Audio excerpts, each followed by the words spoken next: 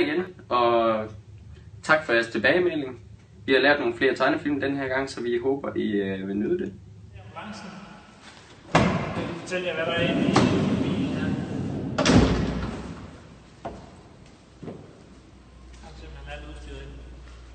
Ja, det er vores ambulance.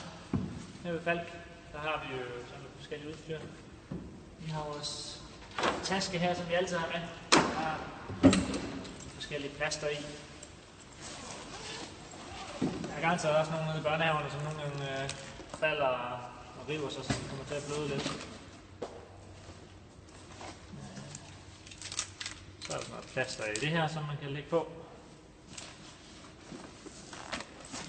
Vi har sådan noget heroppe.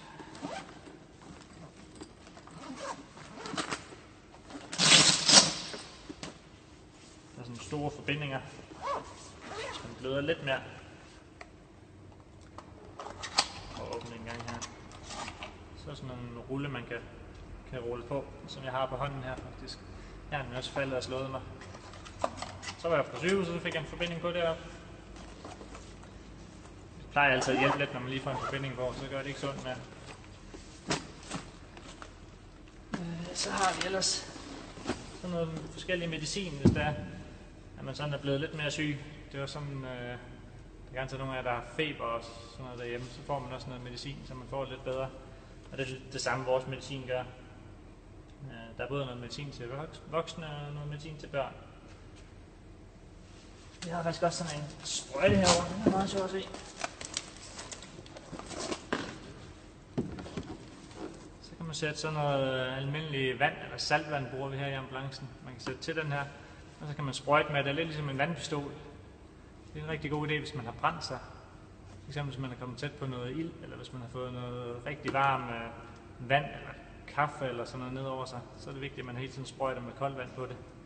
Eller med sådan tempereret vand. Det er faktisk det bedste, man kan gøre. Det skal man gøre i mange timer. Og det er også det, vi gør, når vi kommer ud. Det er også det, vi gør inde på sygehuset.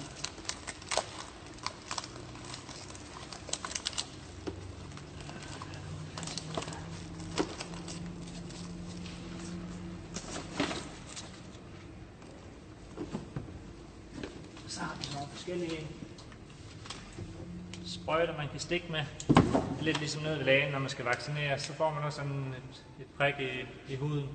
Og det kan vi også gøre med det her. Der er noget af det medicin, vi skal give. Det skal man faktisk give ind i blodåren, ind i huden.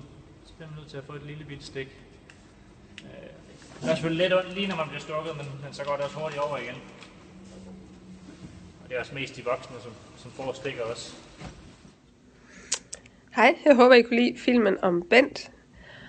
Nu har vi en lille tegnefilm om trafiksikkerhed. Der var engang 2 børn, Jakob og Julie. Julie og Jakob er søskende.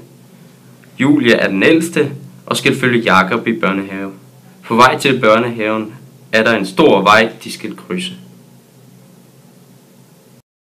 Hvornår må vi gå over vejen, Julie?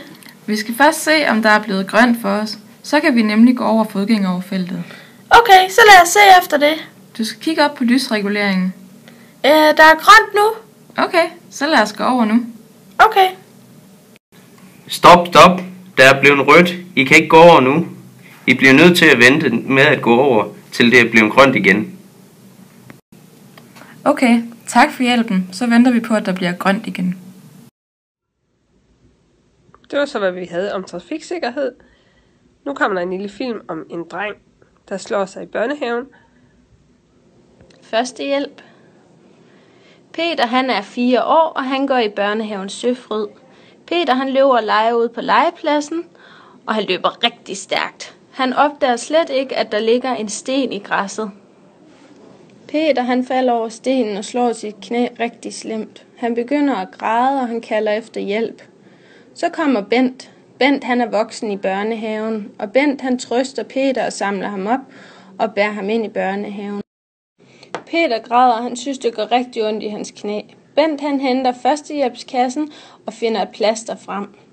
Bent han renser Peters sår på knæet, og han får plaster på. Peter han synes allerede, det går meget bedre, og det går ikke så ondt længere. Peter han er glad for, at Bent han var der til at hjælpe ham, og han får et knus, og nu går det